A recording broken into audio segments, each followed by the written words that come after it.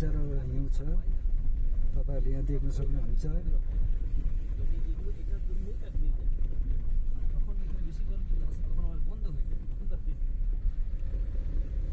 र आज गाडी ज्यादा पनि आएको छैन बेसी न बेसी 7-8 गाडी आएको छ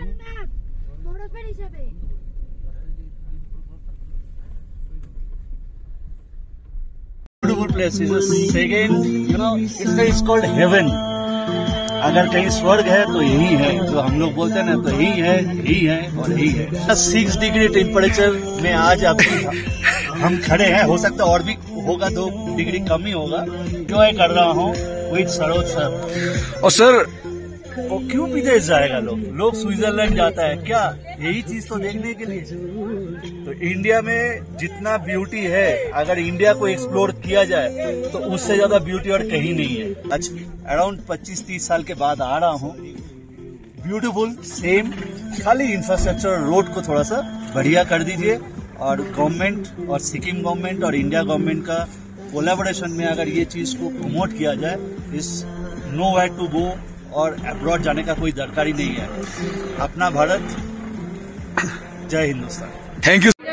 আমি বেলটুনি বাগান থেকে কলকাতার ওদিক থেকে আসছি, আর পাহাড়ের ওয়েদার প্রচণ্ড ঠান্ডা, যেটা আনএক্সপেক্টেড। আর আমি মানে 18 তারিখে আমার মাধ্যমিক পরীক্ষা সিবিএসসি শেষ হতেই আমি বাসে করে এখানে এসেছি। আলাদাই আনন্দ, আলাদাই ফ্যামিলির সাথে ঘুরছি, আলাদাই মজা।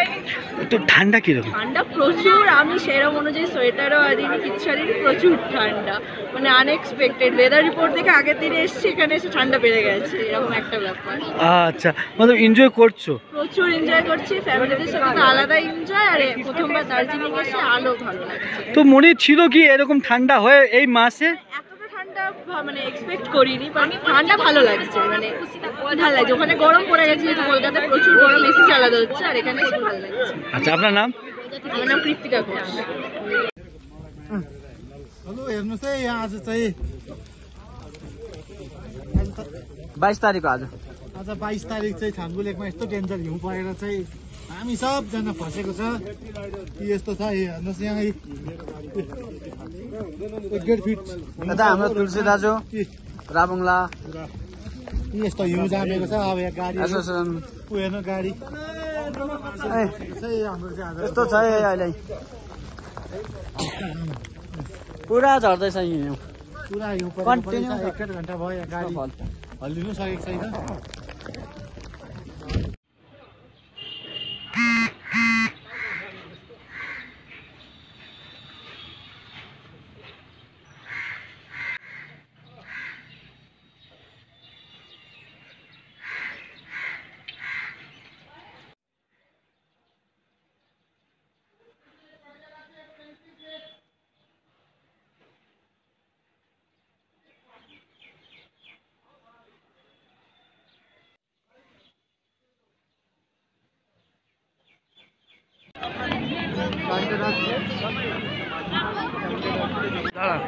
একটু হ্যাঁ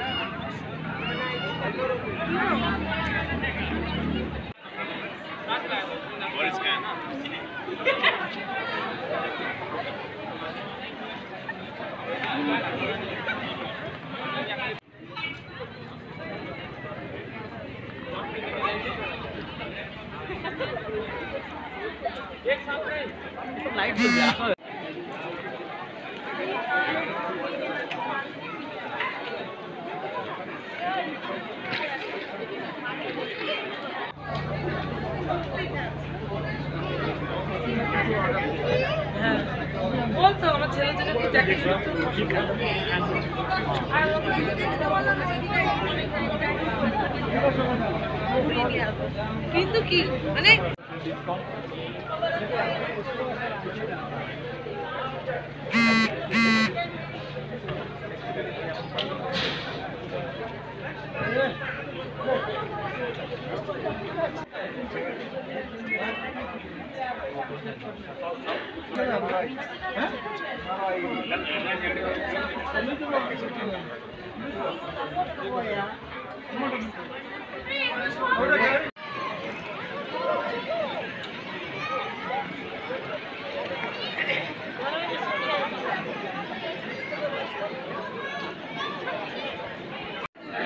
অর্ষিতা, মানে গজপোয়ালি বলতে গেলে।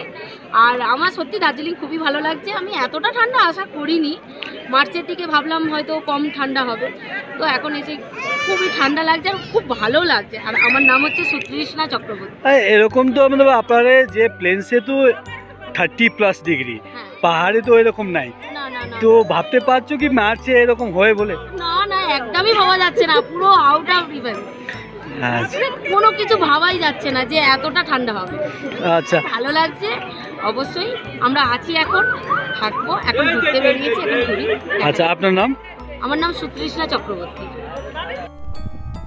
र मेरो फेसबुक पेजलाई हेरेर बस्नुहुने मेरो सम्पूर्ण फेसबुक फ्रेन्ड सबैजनालाई म यो दृश्य देखाउन गइरहेको छु है। यो चाहिँ कहाँ भन्नुहुन्छ भने यो गुरुदोङमार लेक जाने बाटोमा चाहिँ तपाईँको यो चाहिँ भन्छ थाङ्गु। र आज हामी 22 मार्च 2025 को दिन है गुरुदोङमार लेक जाँदै थियो र ज्यादा राति हिउँ परेको कारणले गर्दा हामी जान सकेनौँ र यो थाङ्गुसम्म मात्रै आउन सक्यौँ है। हाम्रो चेकपोस्ट यहाँ अलिकति मुनि छ थाङ्गुमा, र चेकपोस्टबाट हामीलाई एलाउ गर्नु भएन र त्यसैले गर्दा हामी यहाँसम्म आयौँ। अब यहीँबाट हामी रिटर्न हुनेछौँ है। र तपाईँहरू पनि कुनै दिन आउनु सक्नुहुन्छ, हेर्नु सक्नुहुन्छ। र यस्तो छ नर्थ सिक्किम, र एकदमै रमाइलो पनि छ। तपाईँहरू कुनै दिन समय मिल्यो भने घुम्न आउनु सक्नुहुनेछ है भन्दै यो मेरो छोटो भिडियोलाई म यहीँ राख्न चाहेँ। धन्यवाद। ल है साथीहरू, गुरुदोङमारको बाटो चाहिँ यस्तो छ है। हिउँ तपाईँ आउँदाखेरि एकदम होसियारले आउनु होला। यो चाहिँ कहिले भन्नुहुन्छ भने आज के है तारिक 22 तारिक मार्च 22 तारिक चाहिँ यस्तो छ सिचुएसन। अहिले हामी थाङ्गु पनि पुगेको छैन। थाङ्गुदेखि उँभो कस्तो छ हेरिहाल्नुहोस्।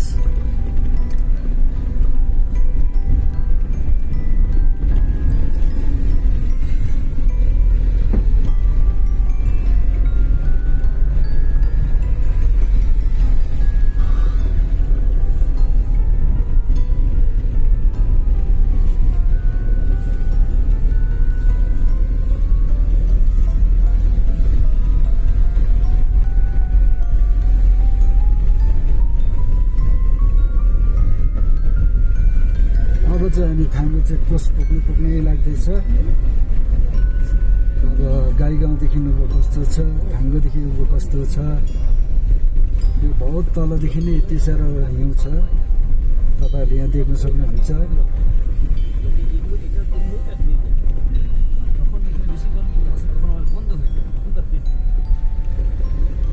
र आज गाडी ज्यादा पनि आएको छैन, बेसी न बेसी 7-8 गाडी आएको छ।